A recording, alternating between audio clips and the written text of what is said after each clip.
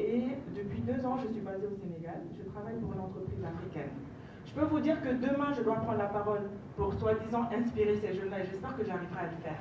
Mais s'il y a un élément qui annulera tout ce que je dirai demain, c'est cet élément de corruption.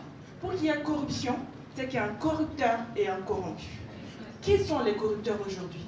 Et surtout, qui sont les corrompus aujourd'hui? Les corrompus aujourd'hui, ce sont les personnes qui sont censées empêcher cette corruption. Ce sont les personnes qui sont censées nous protéger. Ce sont les personnes qui sont censées mettre en application les lois de sanctions, etc. Aujourd'hui, je travaille dans une entreprise. Nous répondons à des appels d'offres. Nous voyons toutes ces personnes que, même pour signer un document pour lequel ils sont payés par nos impôts, demandent qu'on leur paye de l'argent d'avance.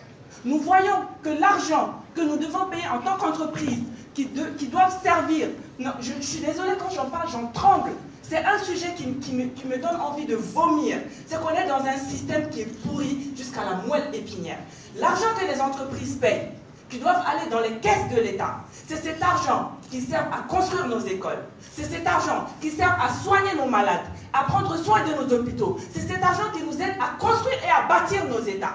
Cet argent-là, qu'est-ce qu'on en fait? Nous, les entreprises, on le prend et on le donne à une personne lambda qui le met dans sa poche, qui, malgré tout, cette personne est un agent de l'État payé par la sueur du front des Maliens, des Africains. Nous travaillons, nous payons des impôts, etc. C'est cet argent qui paye cette personne et malgré tout, cette personne s'enrichit sur l'argent des entreprises.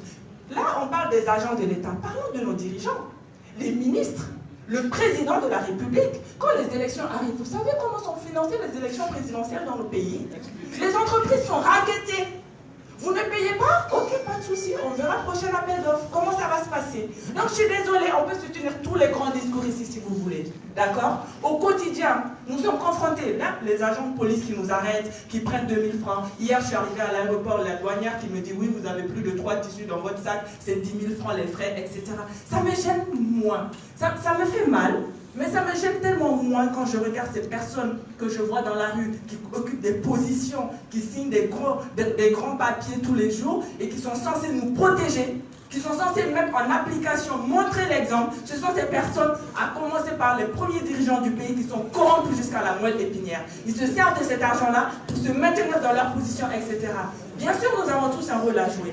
Bien sûr, je peux dire à la douanière, à l'aéroport, que je ne lui donne pas les 10 000 francs parce que c'est de la corruption. Je peux dire aux policiers, je ne lui donne pas les 10 000 francs parce que c'est de la corruption. Mais qu'est-ce que je dis au président de la République? Qu'est-ce que je dis à toutes ces personnes qui nous dirigent, qui sont censées nous protéger, mais qui sont les premiers à nous bafouer, qui sont les premiers à nous jeter en pâture, qui sont les premiers à hypothéquer notre avenir, parce qu'ils ne vont pas arrêter. Ils ne vont pas arrêter de s'enrichir illégalement et nous et les entreprises qui sont là aussi ne vont pas arrêter parce qu'elles veulent continuer à survivre. Parce que ceux qui commencent en disant oui, j'ai répondu à un appel d'offres, oui, je ne paye pas, et bien 2 jours, 3 jours après, vous allez voir qu'ils vont commencer à payer parce qu'ils n'ont pas le choix, ils ont des salariés, etc. Et pendant ce temps-là, qui sont ces salariés? Ce sont ces jeunes qui sont tous dans cette salle, à qui nous sommes en train de dire croyez au Mali, croyez en l'Afrique, croyez en l'avenir, n'allez pas sur les routes de l'immigration, etc., etc. Mais qu'est-ce qu'on leur offre comme option? Qu'est-ce qu'on leur offre comme option? Quelle sanction peut-on leur offre?